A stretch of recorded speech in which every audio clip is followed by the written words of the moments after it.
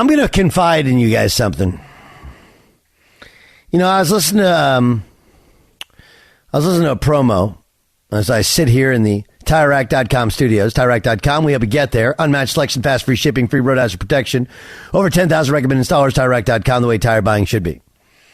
So, I'm going to confide in you something.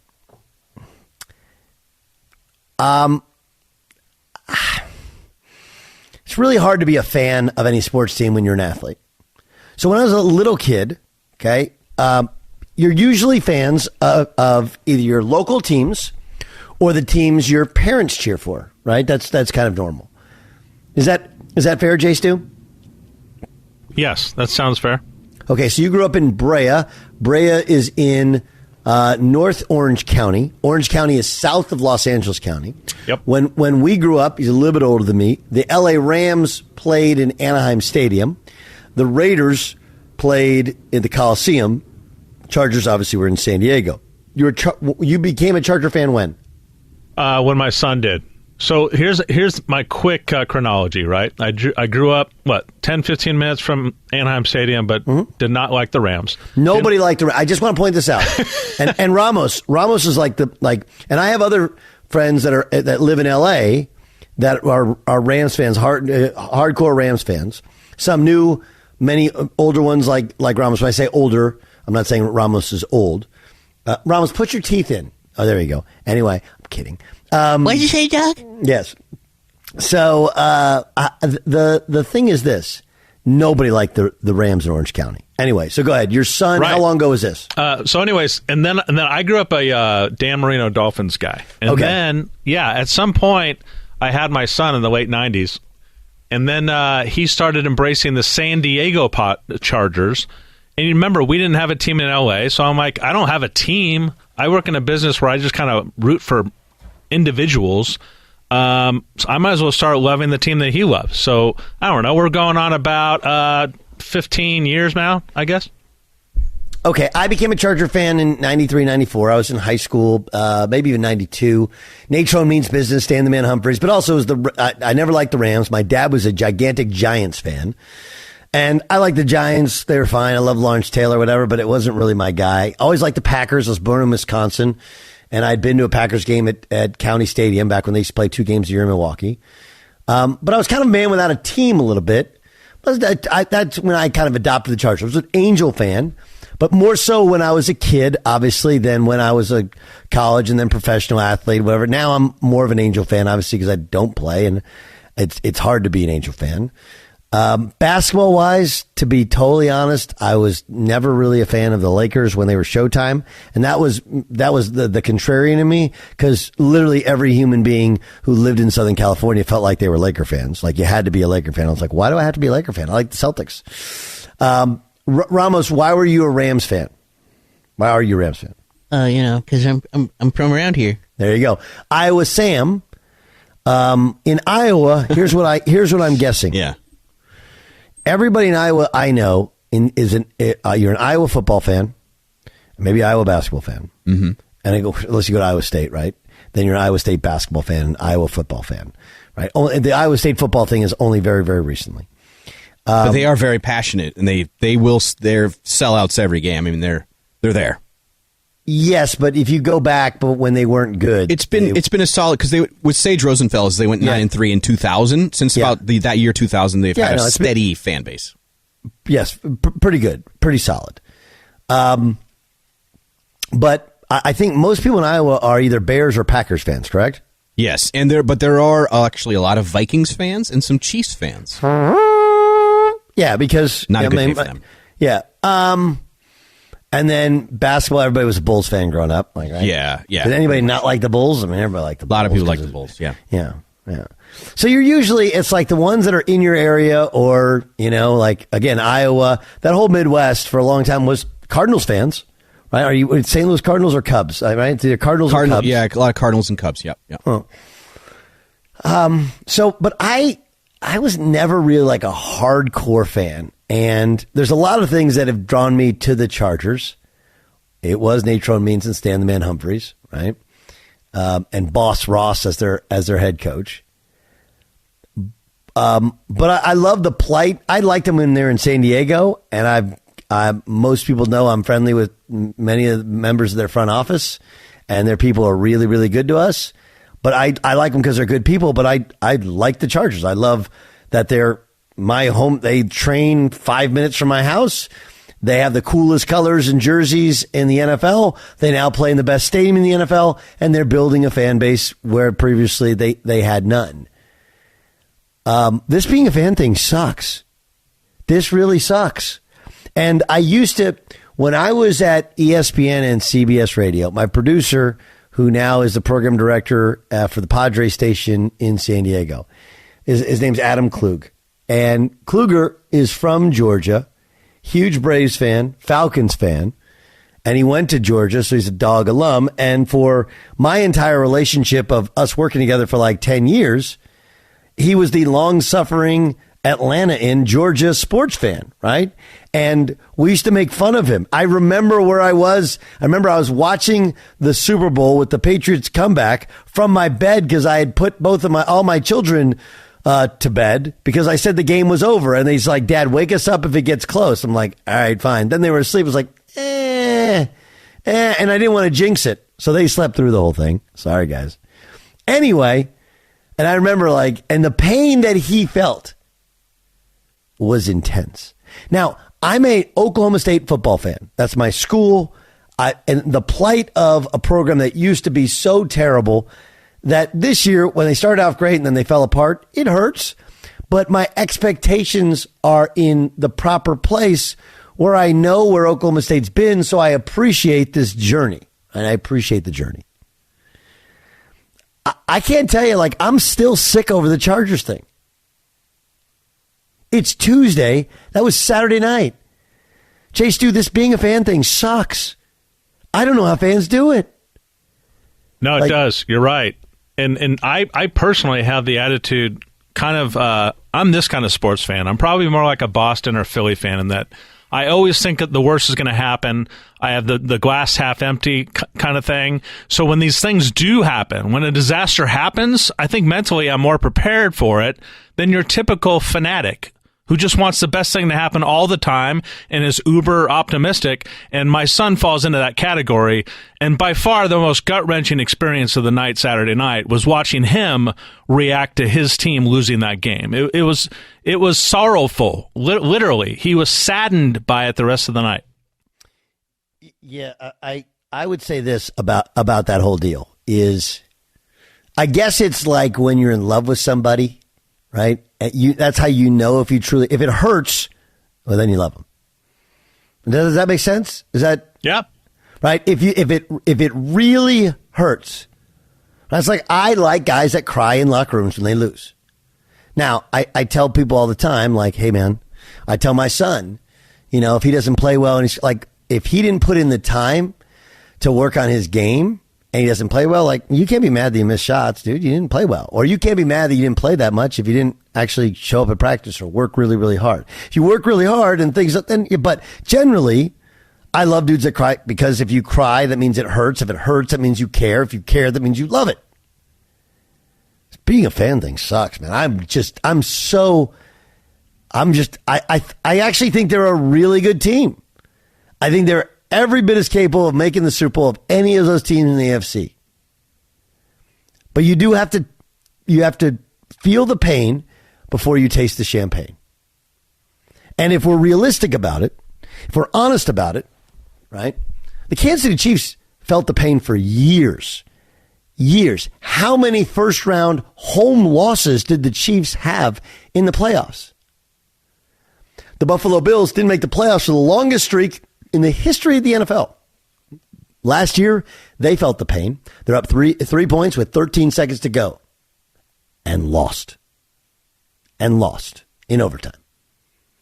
I mean, it's nuts. Right? You have to feel the pain before you taste the champagne. So I guess I ask you, are we all in the fire Staley place? Does that make you better? I'm not sure it does. I'm not sure it does. Was it a debacle? Yes. But like we say these things about youth sports, we're like, well, you're either winning or learning. Like, aren't you allowed to learn from it? Like if the Bills win it this year, because the Bills losing that game was a debacle.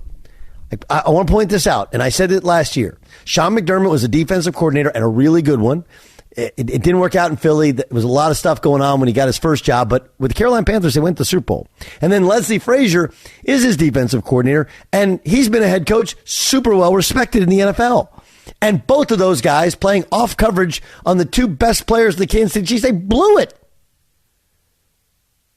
But the Bills didn't fire him. Right? They blew it. You can't lose a game that way. Bill O'Brien ultimately got fired. Remember, they're up 24-0 in the Kansas City Chiefs. And I'll grant you, nobody's saying that Trevor Lawrence is Pat Mahomes, nor are the Jaguars the Chiefs. But it has happened before. I just wonder if you use this as fuel for the comeback, or do you part ways with Staley? I don't know how I feel about this one. I don't. Because I don't know that they're getting... Heck, Sean Payton, they got some bizarre losses. I mean, the Minnesota Miracle, why is he going for the football? You know, he had his head down, he whiffed, and Stephon Diggs scores the most miraculous play you've ever seen. What are you doing? It does, in fact, happen. It feels like it happens to the Chargers more than others. I don't know. What do you think, Jay Stu? Where are you? What camp are you in? Well, on Friday, I think I made it pretty clear. I said on Friday when Mike Williams was listed as out and he wasn't going to make the trip, I said, even if they win Saturday, that shouldn't give the Chargers or Brandon Staley a pass. They should still fire Brandon after they even win on Saturday. So that's kind of where I was. So the way things went on Saturday only confirmed my belief about that. You can't just be in a vacuum in this. You can't say he's a defensive coach. He allowed 27 points in the second half and they lost. That can't be the one reason. It's everything leading up to that. It's the list of questionable decisions that he's made in season up to that, and culminating in Mike Williams not being on the field on Saturday night, which was all his fault. So if you add all those things together, for me, you have to say goodbye to Brandon Staley. I don't know if Sean Payton is the answer or whatever. That seems like the best case scenario, but the whole Brandon Staley thing to me on Friday, I thought sealed his deal. He's kind of like the really hot like supermodel that walks into like a mixer with like a frumpy looking dude, and you're like, that just doesn't make any sense. Like, we have Justin Herbert on his rookie money deal, and he should just be with somebody who's going to take advantage of that. He should be with somebody who could maximize his talents. We have one more year of him being fairly cheap. Otherwise, this will just be a blown period of time, and we'll all put it on Brandon Staley. Yeah. I mean, that is fair. I think if he gets fired for that mismanagement of Mike Williams, of those guys. And I mean, think about it. If they find a way to win that game, they have Mike Williams this weekend. They probably have Rashawn Slater this weekend. You know, that's a roster capable of beating the Kansas City Chiefs in Kansas City. But I don't know what all led. None of us know what all led him to play Mike Williams and play his guys as long as he played it.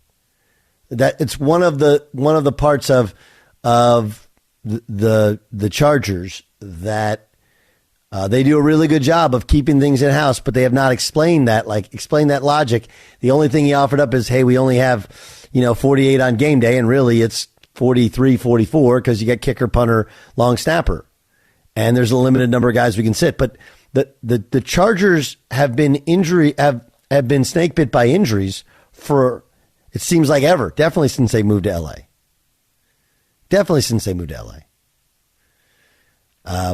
And I think the whole thing is fascinating because can you fire him not knowing who you're going to go get?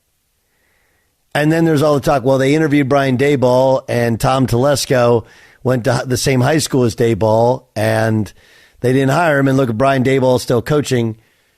Oh, okay. I thought that, just, by the way, that last part, Doug, was a point that I forgot to make. Staley had a bad weekend, and it was only made worse juxtaposed against what Daboll has done with the Giants. And then you read how the Chargers took a pass on Daboll and hired Staley. They did. So, I don't know. The realities of it are there's so many different parts at play here. If you fire Staley, like, does Telesco want to fire Staley because that was him and Anthony Lynn was his hire? But I personally think that the Mike Williams thing and on some levels the going for it on fourth down thing, that's ultimately what's going to get him because Brandon Staley's always been gracious to us. But the football community is like, hey, he's only been in the league. When he got the job, he'd only been in the NFL for like 5 years. Obviously not a former NFL player. And so do people buy into it that thinks he's smarter than other people? To go back to basically what you were saying to ramp up this segment about the fan base. Us liking who we grew up with and everything else. I think the Chargers' lack of fan base might save Staley his job. In other words, if the Charger fans had a fan base like, a Boston fan base, a Philly fan base, I think that front office would be hearing it so loud right now that they would just feel compelled to give in to public. I just don't know outside of you and me who they're hearing from. I saw some noise on Twitter, but it's just like, I think maybe the lack of fan base might save Brandon Staley his job here. Yeah, I think so too. I don't know if the lack of I don't know. There's such a big, they've been clowned so much by media and social media.